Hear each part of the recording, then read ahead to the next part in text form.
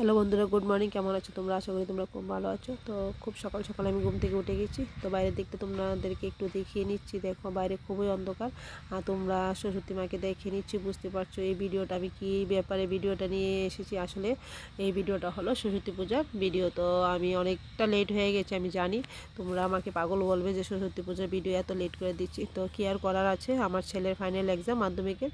তো আমার মোবাইলটা নিয়ে ও বেশিরভাগ সময় পড়ালেখা করে, তাই আমি ভিডিওটা করে রেখেছিলাম কিন্তু এডিট করার সময় পাচ্ছিলাম না।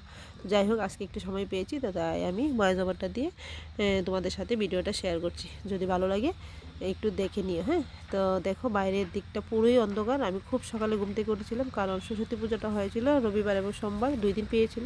তো আমরা সোমবার সকালেই পুজো করেছিলাম। তো যেহেতু সোমবারে সকালে পুজো করেছিলাম, তো পুজোর টাইমটা অনেকটাই কম, তাই সকাল সকাল ঘুম থেকে উঠে দেখো আমি ঘরটর একদম ক্লিন করে ফেলেছি। এখন স্নান করব, আর এবারে পুজোটা আমরা এই করিডোরের মধ্যেই করব। দেখো সরস্বতী মা বসে রয়েছিলেন খুব সুন্দর করে, মার মুখটা তখনও ডাকা ছিল। তো স্নান টান করে তারপর মায়ের মুখটা খুলে দেব। তো এদিকে দেখো আমি এখন স্নান টান করে এসে পড়েছি। তখন গড়িতে প্রায় বাজছিল 6:30টার মতো। তো আমি আর আমার ছোটো যা দুজনে মিলে ফল বুকটুক সাজিয়ে ফেলবো, কারণ পুরোহিত কাকু চলে আসবে 7টার মধ্যে। তো দেখো আমি লাল সাদা শাড়ি পরেছি, আমাকে কেমন লাগছে অবশ্যই কমেন্ট করে বলো। আর এদিকে দেখো আমি আর আমার ছোটো যা হাতে হাত মিলিয়ে সব কিছু রেডি করে ফেলেছি। আর পুরোহিত কাকুও চলে এসেছিলেন। তো উনি 7টার সময় আসার কথা ছিল, কিন্তু 7টার আগেই উনি চলে এসেছিলেন, যেহেতু পুজোটা 9টা কত মিনিটে 15 মিনিটে হয়তো শেষ হওয়ার কথা ছিল। তো যাই হোক, পুরোহিত কাকু টাইমের আগেই চলে এসে পড়েছেন। তো কাকু পুজোতে বসে গেছেন, আর ততক্ষণে আমার শাশুড়ি মাও স্নান টান করে ফেলেছেন, আর আমার বাড়ির অন্যান্যরাও স্নান টান করে একদম রেডি হয়ে চলে আসছে। আর আমার ছেলে, আমার দেওয়ারের মেয়ে, ও স্নান টান করে বইটি নিয়ে একদম পুজোর সামনে চলে আসলো। তো তোমরা সবাই মিলে আমাদের বাড়ির পুজোটা একটু এনজয় করো।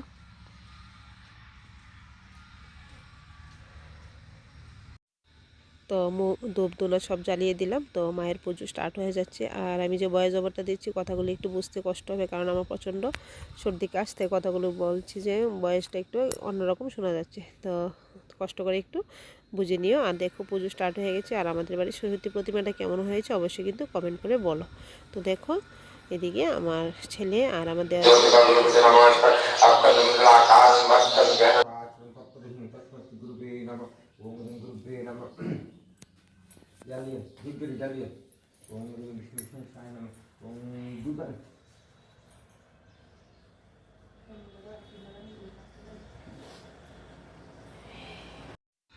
তো এখন যজ্ঞ শুরু হবে। আর আমার ছেলের হাতের সোলার মাপ দিয়েই যজ্ঞটা হয়। আমার ছেলের নামেই সরস্বতী পুজো যজ্ঞটা আমরা করি।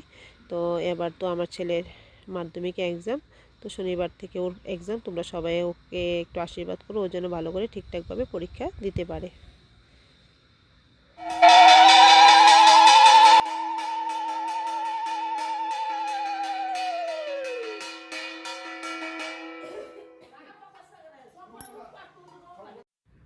তো দেখো যজ্ঞ স্টার্ট হয়ে গেছে, আর যজ্ঞটা খুবই সুন্দর করে জ্বলছিল, ধাও ধাও করে, খুব ভালো লাগছিল। তো খুব সকাল সকালে আমাদের বাড়ি পুজোটা হয়েছিল। তো যজ্ঞর পর এবার হলো অঞ্জলির পালা। তো ফুল টুল সব কিছু রেডি করে নেওয়া হচ্ছে, কারণ আমাদের বাড়ির আশেপাশে আরও অন্যান্যরা এসেছিলো আমাদের বাড়িতে অঞ্জলি নেওয়ার জন্য। তো আমরা খুব সুন্দর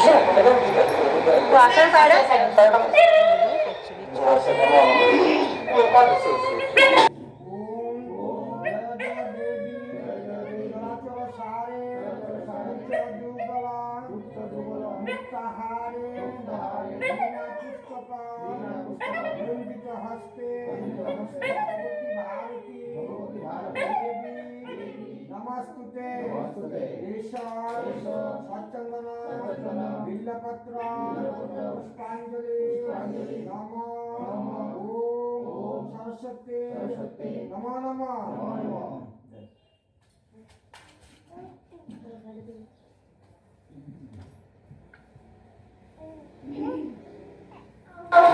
অঞ্জলি দেওয়ার মধ্যে দিয়ে আজকে ভিডিওটা শেষ করলাম। যদি ভালো লাগে একটা লাইক করো আর কমেন্ট করো।